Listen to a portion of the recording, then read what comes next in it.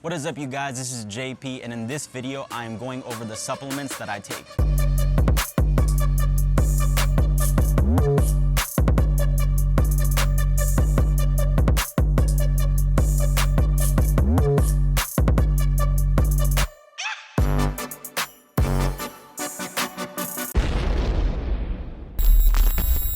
So, a lot of you have asked me before what supplements I take and what supplements I recommend. I haven't really done a video on it, at least to my recollection, but the supplements, kind of to sum it up, give you guys the TLDR version, is that I take protein powder, creatine, and I wouldn't really count it, and again, supplements / ergogenic aid, whatever you guys, for the smart people out there. So it's protein powder, creatine, and again, I wouldn't really call it a supplement, but I do drink it and it's gonna have some effects. Is going to be, or actually two more, is pre-workouts, and then it's going to be caffeine. So the reasons why I take those, I'll go over them real quick. I drink caffeine just because I like the feeling of caffeine. I like feeling alert. It's as simple as that. When I'm more alert, I feel more focused. I like the subjective feeling of being on caffeine. Some studies show that you have to take a pretty large amount of caffeine to have that performance benefit.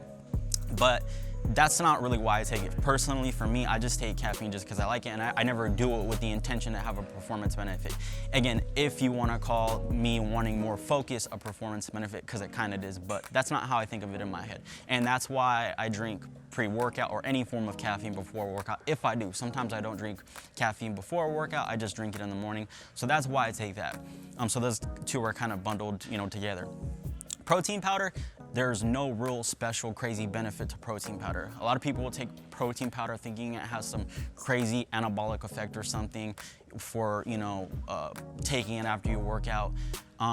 That's not really true. Again, I just take protein powder because it's simply protein. Like right now I'm on a cut, I've cut down from 200 pounds to 186. And in that cut, I only have so many calories I can work with. If I eat a regular food that has protein in it, like for example, the Special K protein cereal from Kellogg. I eat their cereal to get some protein. But if you look at how much protein you're getting for the calories, even though it's low calories, I have to take in all those calories to get that protein. Whereas, let's just say I want to add protein to my diet, but I don't want anything else. I just want the protein because I need to keep those calories low.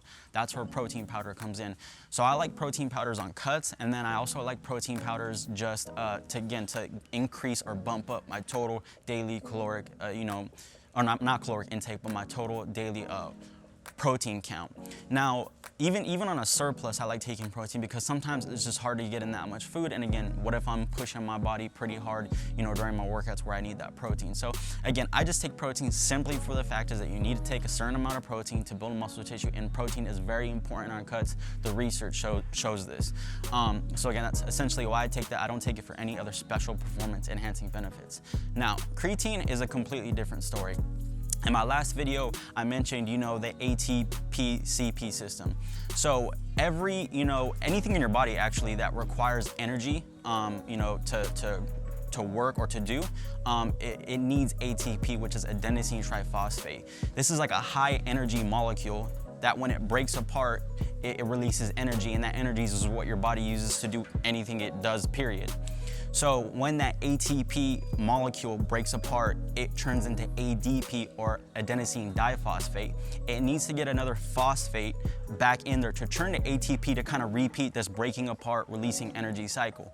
And that's where creatine comes in. Creatine donates a phosphate to ADP to become ATP. So it's kind of like a reservoir to keep helping generate ATP. So essentially, if you want to keep producing energy, and you want to keep producing energy rapidly, and you want to get a performance boost to that, that's essentially what creatine does, okay? And obviously, trying to get creatine through your diet, if you didn't know, if I'm trying to get the ergogenic effects or performance boosts from creatine through my diet, you would have to eat absurd amounts of X amount of foods to get that performance benefit of creatine.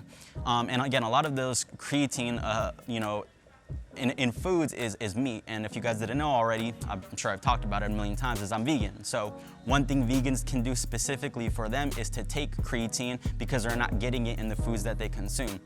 So again, essentially, passing by all the science and the big words, is if you want to do more volume in the gym and you want to be more powerful in the gym, produce more power during your sets, supplementing with creatine is definitely recommended. And again, I'm not a doctor, I'm not trying to supersede anything your doctor's saying, but it's definitely recommended and the research is strong for it. Now, if you have some gastrointestinal issues with creatine, obviously I wouldn't take it.